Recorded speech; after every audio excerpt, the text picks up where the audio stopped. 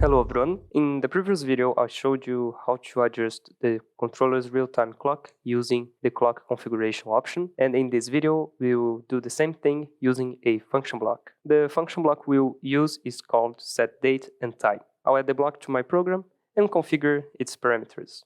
So first, let's add a new network, then go to the toolbox, select and drag the box with enable. I'll leave it permanently enabled, and let's name it setDate and time.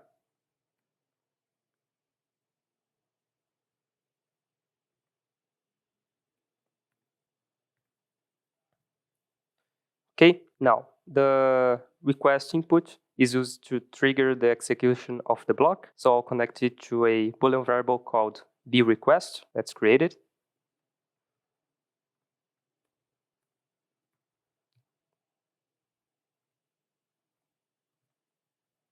Okay, and the date and time input is a variable of type date and time, which contains the date and time values that we want to write to the controller's clock. For this example, I'll hide the diagnostic outputs such as execution status, just for now, error information,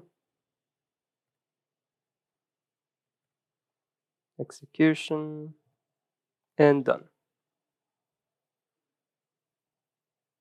Let's not forget to create this variable here. Let's name it v date and time. Okay, now I'll log in into the CPU with this block configured. Let's do that. Okay, and before we write any date and time to this function block, I'll make this demonstration easier to follow, splitting the screen so we can view both the function block and the controller special variables. Okay, now on one side we can see the current system, date and time, and on the other our logic. So to write a date and time to the RTC, let's go and open this structure right here, v date and time, and enter the values of day, month, year, hours, seconds, milliseconds. Okay, so for the day, let's say, for example, 25 October 2025. Now let's press Ctrl F7 to write.